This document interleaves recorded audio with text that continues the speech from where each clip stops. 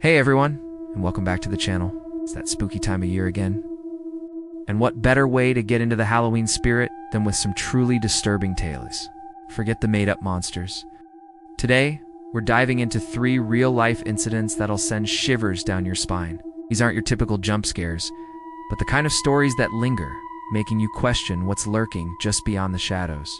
So, dim the lights, grab a blanket, and let's get ready for our first unsettling story, titled The Midnight Knock. Alright, imagine this. It's Halloween night, late in the evening. Sarah, a college student, was home alone, studying for an exam.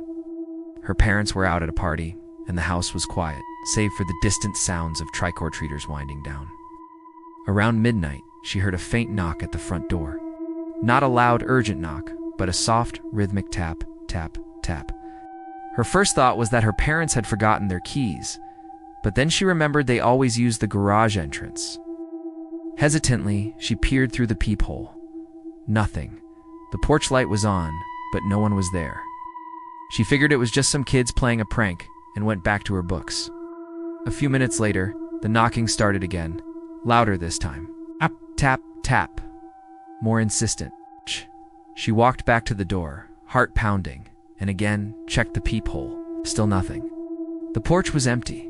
This time, a prickle of unease ran down her spine. She called out, "Hello? Is anyone there?" Silence. She waited, straining her ears. Just as she was about to turn away, she heard it again. But this time, it wasn't at the front door. It was coming from the back of the house, at the sliding glass door leading to the patio. Tap, tap, tap. Faint, but unmistakable. Sarah froze. She hadn't seen anyone walk around the house. How could they have moved so quickly and silently? She didn't dare go look. She grabbed her phone, locked herself in her bedroom, and didn't emerge until her parents came home hours later. To this day, she has no idea who or what was tapping at her doors that Halloween night. But the memory of those unexplained knocks still gives her chills. Okay, let's move on to our second story, the faceless figure on the road. This next tale comes from Mark, a truck driver who often worked late shifts, traversing desolate highways.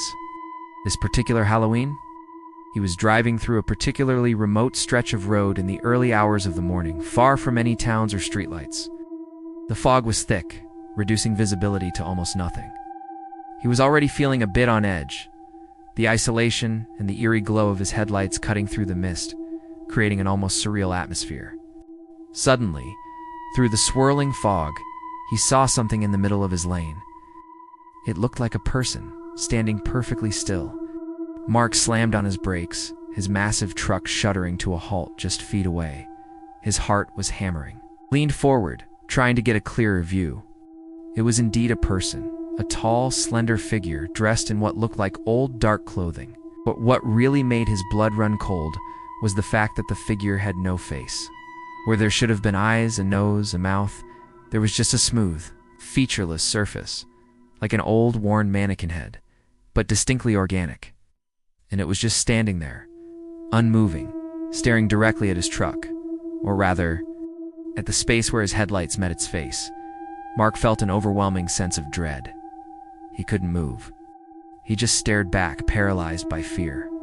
The figure remained absolutely still, and the silence in the cab of his truck was deafening, broken only by his ragged breathing.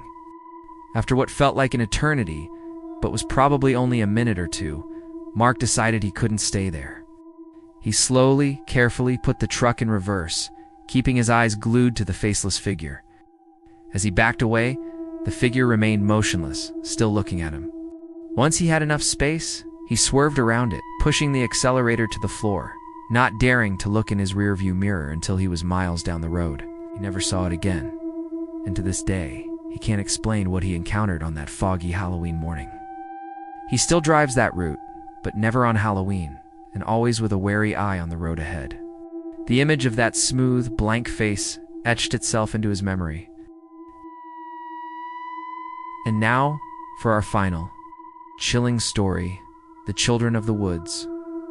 Our last story takes us to a small rural community and involves a woman named Emily, who lived in a house bordering a dense old-growth forest. She loved the quiet, but on Halloween night, things always felt a little different. This particular year, she was putting the finishing touches on her outdoor decorations when she heard faint laughter coming from the edge of the woods. It sounded like children playing, which was odd, as there were no other houses nearby, and it was getting quite dark. She figured maybe some neighborhood kids had wandered off the main trick-or-treating route. She called out, "Hello? Everything all right out there?" The laughter stopped abruptly. A few seconds of silence, and then she heard whispers. Not clear words, but hushed, playful-sounding murmurs, like secrets being shared. Emily decided to go investigate, worried that children might be lost in the darkening woods. She walked towards the tree line, calling out again. As she got closer, she saw them. Two small figures, barely visible in the fading light, standing among the trees. They appeared to be wearing old-fashioned, simple clothing, almost like something from a century ago, not modern Halloween costumes. As she got a bit closer, she could make out their faces. They were pale, almost luminous in the gloom, and their eyes seemed unnaturally large and dark, and they were smiling. A wide, unnatural smile that didn't reach their eyes. They didn't move, just stood there, staring at her with those unsettling smiles. Emily felt a sudden profound coldness, an instinctual dread. She instinctively knew these weren't lost children. Something was deeply wrong. She didn't run, but slowly, carefully, backed away, never taking her eyes off the two figures. As she retreated towards her house, she heard the whispering start again, growing fainter as she moved away, eventually fading into the rustling of leaves. She locked every door and window and stayed inside for the rest of the night, too terrified to even look out. She never saw the children again, but the memory of their pale faces and unsettling smiles still haunts her, especially when Halloween approaches and the shadows lengthen around the old woods behind her home.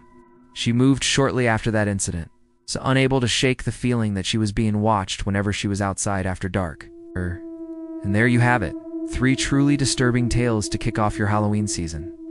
These stories remind us that sometimes the scariest things are the ones we can't explain, the ones that challenge our understanding of reality. What do you think about these encounters? Have you ever experienced anything unexplainable on Halloween or any other night? Share your thoughts and stories in the comments below. I'd love to hear them. If you enjoyed these spine-tingling tales, please give this video a big thumbs up. And don't forget to subscribe and hit that notification bell so you don't miss our next spooky installment. Stay safe, stay spooky, and I'll see you in the next one.